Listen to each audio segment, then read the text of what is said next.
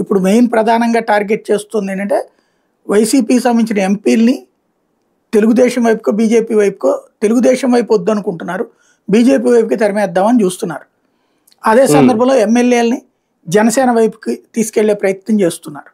రాజ్యసభ సభ్యుల్ని తెలుగుదేశం వైపుకి తీసుకునే ప్రయత్నం చేస్తున్నారు. కాబట్టి అక్కడ బీజేపీ 50-50 అడుగుతుంది.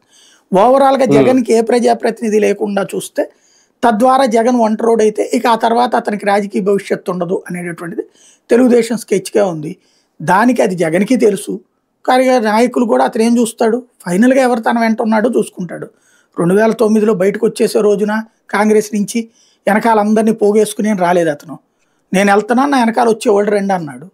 అంబటి రాంబాబు లాంటి వాళ్ళు నమ్మి వచ్చారు. అదే సందర్భంలో మోపిదేవి నమ్మి వచ్చాడు, సుభాష్ చంద్రబోస్ నమ్మి వచ్చాడు. మిగతా వాళ్ళందరూ ఎవరు నమ్మి రాలేదు కదా. 90% మంది అట్టే ఉన్నారు కదా కాంగ్రెస్ వైపే. మరి జగన్ తన ప్రస్థానం ఏమన్నా ఆగిపోయిందా? ఆ తర్వాతన మళ్ళీ ఓడిపోయిన టైంలో 23 మంది ఎమ్మెల్యేలు వెళ్ళిపోయారు. నాతో ఉండేవాళ్లే నా వాళ్ళు అన్నారు. అంత మాత్రాన జగన్ వాళ్ళందరినీ భయపడి బతిలాడుకునే వెనక్కి తెచ్చుకోలేదు కదా. అట్లాగే ఇప్పుడైనా అంతే, ఉన్నోళ్ళు తన మనుషులు, లేనోళ్ళు తీపి గుర్తులు, అంతే నడుస్తుంది అదంతా. సరే, ఇంకా జగన్మోహన్ రెడ్డి గారు చుట్టూ విజయసాయి రెడ్డి గారు చెప్పిన క్వార్టరీ అలానే ఉందా? ఆ క్వార్టరీలో నుంచి ఆయన మిస్ అయ్యి ఉంటాడు. ఆయన కూడా క్వార్టరీనే కదా. అప్పుడు క్వార్టరీ అని ఆయన కూడా అనేవాళ్ళు. ఇప్పుడు విజయసాయి రెడ్డి మిగతా వాళ్ళు క్వార్టరీ అంటున్నాడు.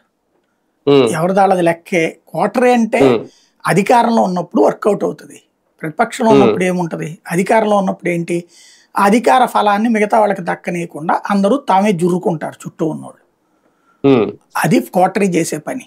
విపక్షంలో ఉన్నప్పుడు క్వార్టరీ ఏం చేస్తుందని, ఇప్పుడు జిల్లాల అధ్యక్షుల మీటింగ్ క్వార్టరీ వాళ్ళు పెట్టించినట్ట, లేకపోతే కార్యకర్తల సంగతి రోజు జగన్ మాట్లాడేది క్వార్టరీ వాళ్ళు పెట్టించినట్ట.